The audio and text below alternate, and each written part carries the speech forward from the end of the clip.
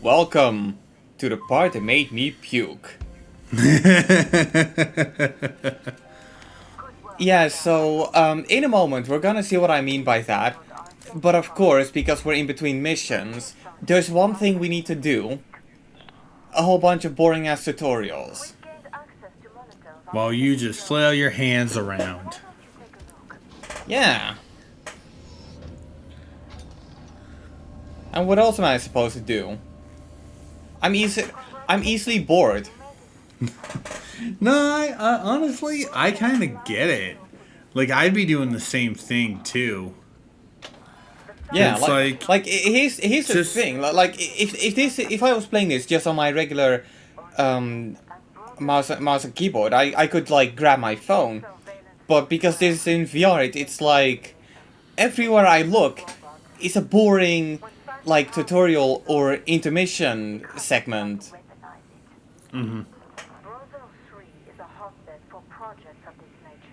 So yeah, I could take a good look around the environment, or I could like throw the things around. I also believe that there's a reason why they gave you those things. They knew you were gonna get bored, and they needed something for you to mess around with.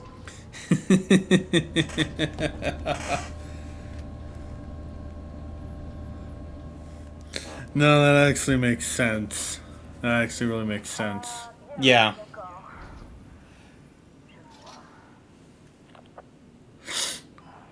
Anyway, we're back here, so you know what that means. Oh, Time for you to be Gordon Freeman again. I think I was looking at stuff on my computer. Yeah, I was looking. I think I was looking up something on my recording or something.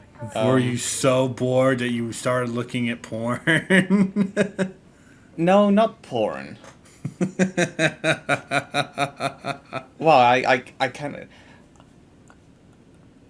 Okay, to be fair, it was pretty short for me to edit out, so I guess that's why I left it in. Oh, okay. Yeah, if you see me leaving the boundaries of the game, that's me just checking stuff. Okay. Anyway, welcome to the thing that made me puke, the drone. And we'll get to why it made me puke once we get to the control scheme of it. But let me tell you, God. it's not fucking good. Oh, so something tells me that Bethesda really should have been told, hey, maybe you guys should have rethought this. Maybe.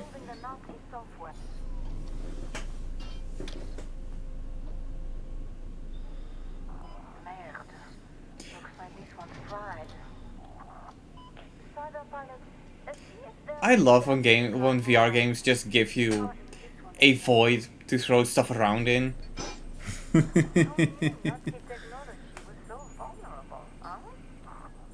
Bye bye, screwdriver. Edgy, this is not Half-Life. I could be playing Half-Life.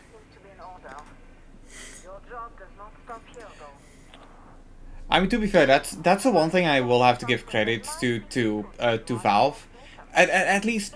And oh, okay, once again, Bethesda they did brought out this game, so obviously they care a little bit. But Valve, like, they made pretty much every VR game that they made is really fucking good, or it works really great in VR. Yeah. I'm actually considering picking up Alex one of these days. I'm really disappointed that there's not a hack mod. There has been like a mod to make it playable with a controller. In a way, I understand. Okay, so I might as well just ask you this right now. But what is your stance in terms of VR?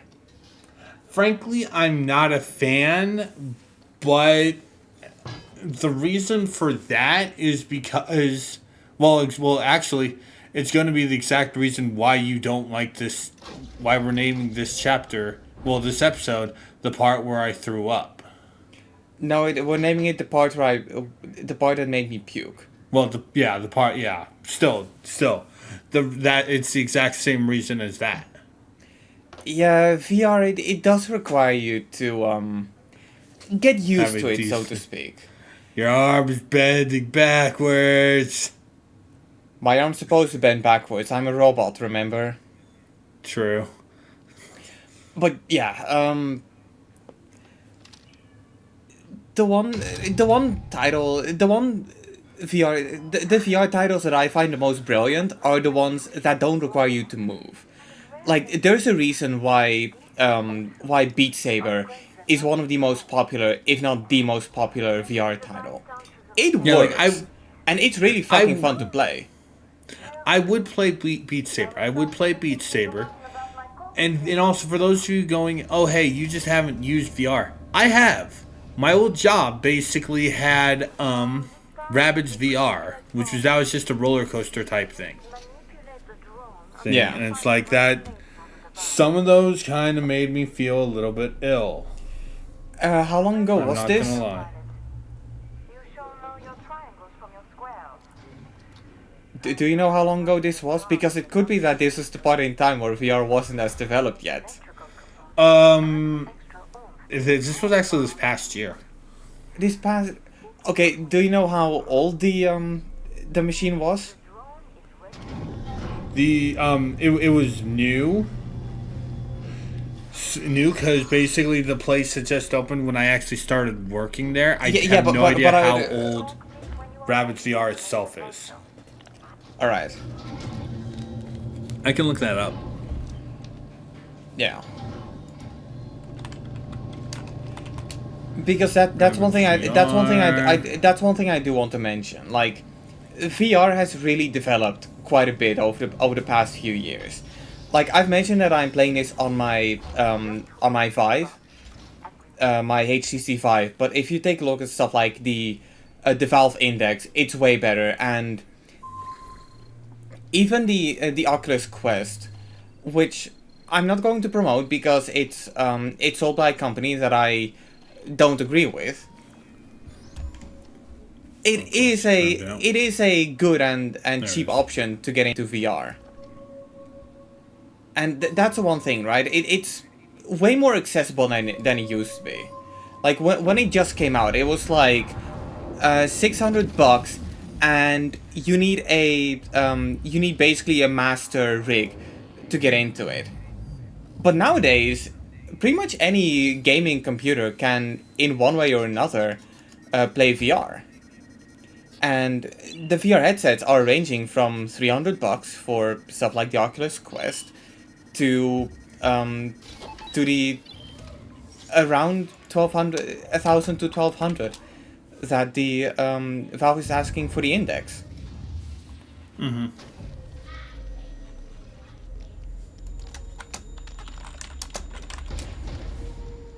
And again, it's a developing market, so there's a lot of really great games out there. And there's also some not so great games out there.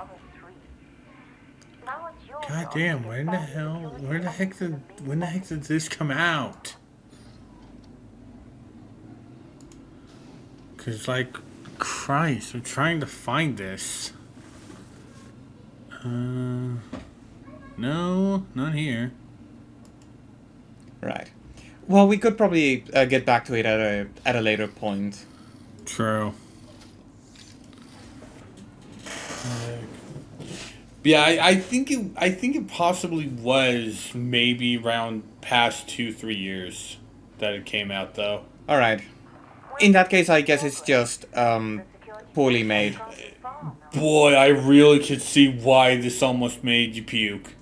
Yeah. Oh God. Because guess what? And to go up or down, I need to turn my controller up or down. Oh.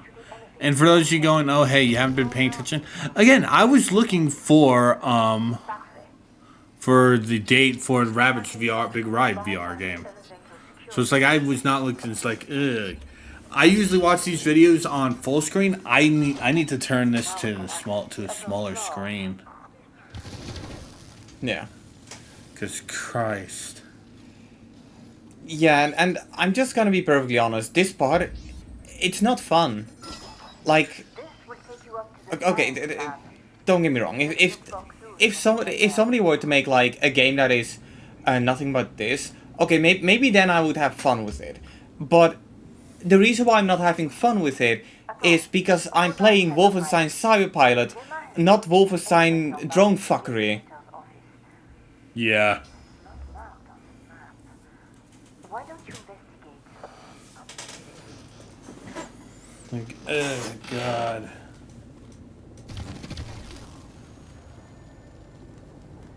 Oh, by the way, that globe it's saying science and power. Honestly, I'm not surprised with that. Yeah.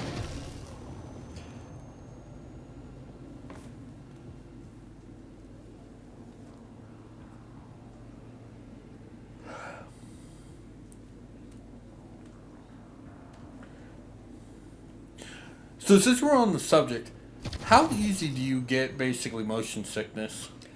I don't get motion sick that easily. It's in fact, I'm pretty sure that for this game, it's the only time I ever felt motion sick in VR. I should mention, by the way, when I recorded this game, I also just ate. That might have Oh, okay, something yeah, to that might have something to do with it. Could have affected that. That also, yeah, yeah. If I'm playing a VR game, I'm not eating until after I play it. Yeah.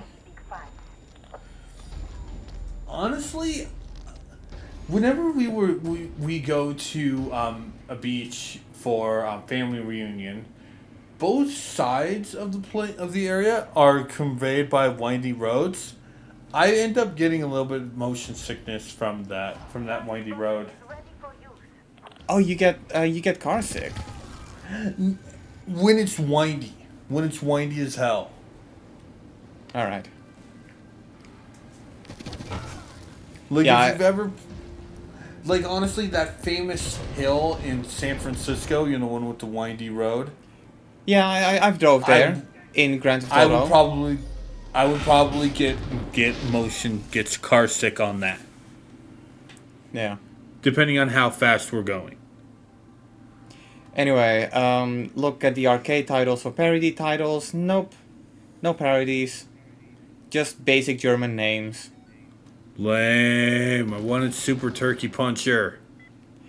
I think it's Turbo Turkey Puncher. Same. It's still the same thing. Turkey Puncher. Yeah.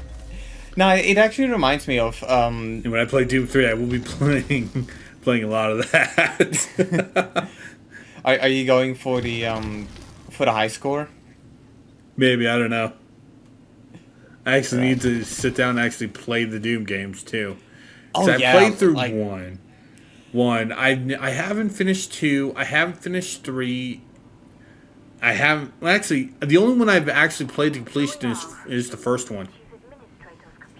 yeah. The only Doom title that I ever finished is Doom 2016. I played a bit of Doom Eternal. I played it through Game Pass. I don't own It's good old Addy boy. Doom Eternal. So yeah, but on both Switch and PS4, I do own all the classic Doom titles. So Doom 1, 2, 3, 64. So it's not like there's anything specifically stopping me from getting into them. Aside from the fact that I just really, like, I don't know, like, I play it and I see what people liked about it, but it just didn't grab me. Yeah, no, it takes a certain kind to get into it. But then I say that, but this game also didn't really grab me. I just brute forced myself to see if it would get better. Spoiler, it didn't. I suffered for you guys. More than I would, because I was originally planning to play Sunshine, and I just quit because Sunshine pisses me off. Yeah. I mean, a part of me still wants to play Sunshine. The problem is, Nintendo is doing a craptastic job of making the game available, and Yeah. I believe that there are still like physical copies available of 3D All Stars, but I don't like physical copies on the Switch. Found our target. Just need to figure out And I know that's a bit of a controversial statement to make, because in this day and age of like digital distribution and games not even coming out physically, yeah, I totally get it. But on the Switch, like, I got it because I want the portable system. And you cannot be portable and lug around like a whole bunch of cartridges, which, by the way, are easy to lose.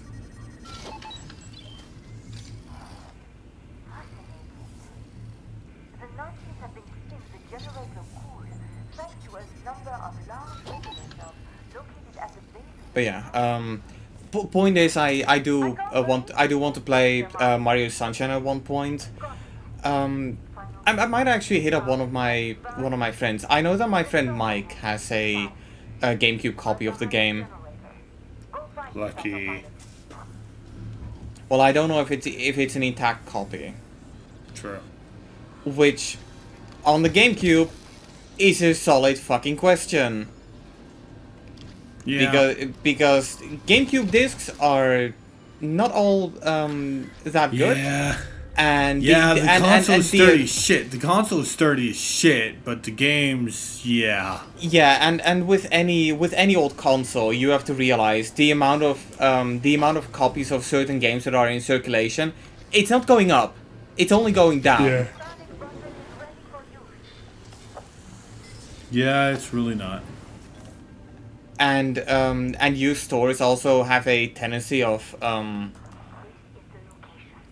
they don't really price their games right. Like, I remember this time where I was with my friend at the CEX, and I saw a copy of Sonic Adventure 2 Battle on GameCube, and it was $8. But then we saw Smash Bros. Melee, which was $42. Now, on one hand, I do understand that Sonic Adventure 2 is a game that is still widely available, and Smash Melee is Melee.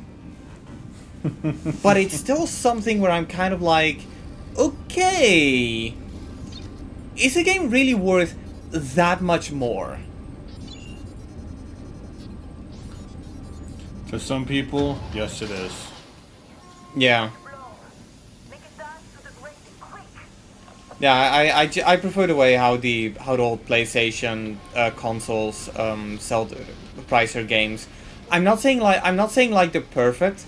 Like, for example, I believe I already mentioned this a couple of times, but my physical copy of Persona 2 I paid like $45 for, and then about a year later, Atlas goes like, ha ha ha ha ha ha ha, puts Persona 4 Golden on Steam for $20.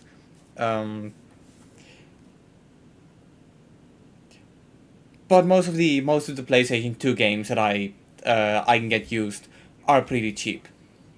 It's just a shame that most of the PS2 games that are worth playing are also available on PS3. Yep. Which means that Sony needs to basically work on their on the PS2 stuff, because good God. I mean, they need to work on like older PlayStation stuff. Like, I've already mentioned this before, but if you're going to have an attitude like, oh, we're not gonna focus on backwards compatibility, we're gonna focus on remake the fucking games, alright? Remake Yeah. Infamous, remake Sly Cooper, remake the last. No, wait, they already did that twice. They did, and yeah, and let's not forget that Last of Us 2 is getting one apparently, because of course it is. Okay, but hang on. So they remade The Last of Us as The Last of Us Part 1. So in terms of titling, it's more fitting with The Last of Us Part 2. How the fuck are you going to name The Last of Us Part 2 remake? I don't know. I don't care. I still need to play The Last of Us in the first place.